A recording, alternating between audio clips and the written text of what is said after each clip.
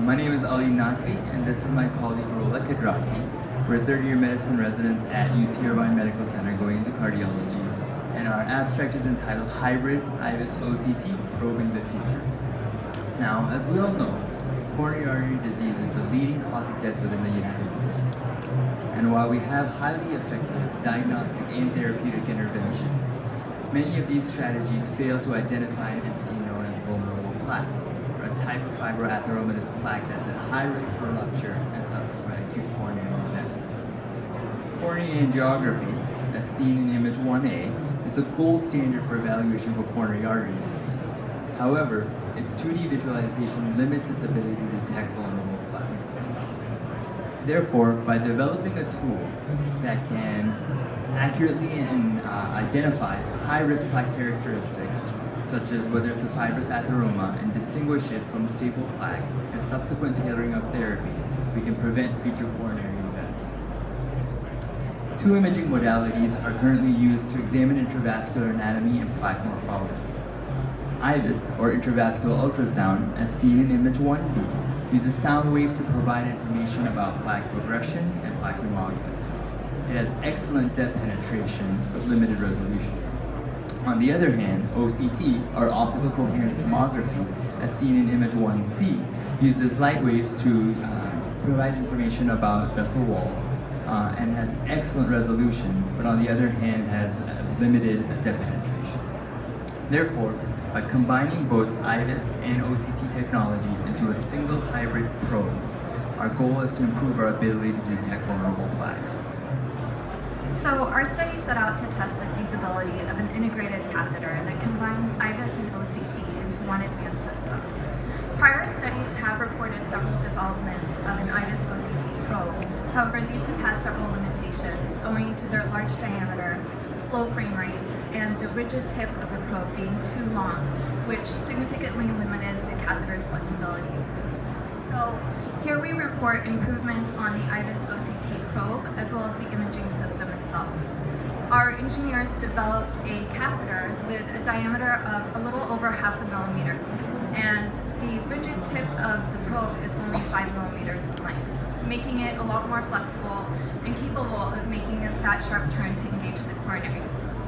So if we take a closer look at the catheter itself, we see that it's comprised of an IVUS portion which is depicted in green here, which is an ultrasound transducer connected to an electrical wire which connects to the pulse receiver. The OCT part is comprised of an optic fiber that transmits light down the probe and reflects it at 90 degrees out of the probe along with the ultrasound sound waves, combining both technologies into one catheter. The other advantage of our catheter is that it has a fast frame rate. It's about 2.5 times the speed of common commercially available IVUS-only systems, making this much faster, faster pullback and less time in the coronary, so less risk for coronary vasospasm. For our study design, we utilized New Zealand white male rabbits as amoeba models for atherosclerosis, and we have both an experimental group and a control group. In the initial phases of our study, we fed the rabbits a high cholesterol diet for approximately 7 days. Following the 1 week period, a balloon de-endothelialization procedure was performed, which entails using a 4 French 4-P catheter and introducing it via the right femoral artery into the abdominal aorta. It was inflated and deflated, and multiple passes were made in order to induce plaque formation and basically create an itis for a plaque growth. Following this, the rabbits were surgically closed and fed a high cholesterol diet for an additional 3 months to allow the plaque to mature. And following all of this, the terminal procedure was performed, which entailed obtaining access again and using our hybrid probe to obtain IVUS OCT images for an assessment for plaque formation. And subsequently, the rabbits were euthanized and their aortas were harvested for histopathological analysis. So, seen over here in this figure, we see a 3D reconstruction of the catheter in the abdominal aorta of a live rabbit, which has the same caliber of a normal human coronary artery. With the high-fat diet and the balloon de-endothelialization, we're actually able to produce plaque in the arteries of the rabbits that very much is very similar to human atherosclerosis. So in this image, we actually processed this so that you can see the normal artery in red and the lipid-rich portions in white. We then took the artery at 3 different cross-sections, labeled 1, 2, and 3, which correspond to the 3 rows that you're seeing. We then imaged them using IVUS only, OCT only, and our integrated catheter for comparative purposes. So if we look at the IVUS only column, you can see that you get great depth penetration and really good information about the necrotic core.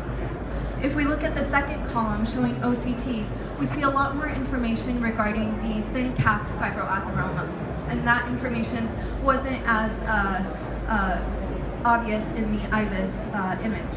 And then in the last column, we see our multimodal catheter, and you can see that you get the best of both worlds with this, where you have a fused image of OCT and IVUS. We processed it so that you can see the OCT part highlighted in red so as to distinguish it from the IVUS part. And we took this a step further, and we were able to corroborate that information with the histology seen in the last column. So we're very excited about our data, and we're excited to present it to you. And just to conclude, we feel that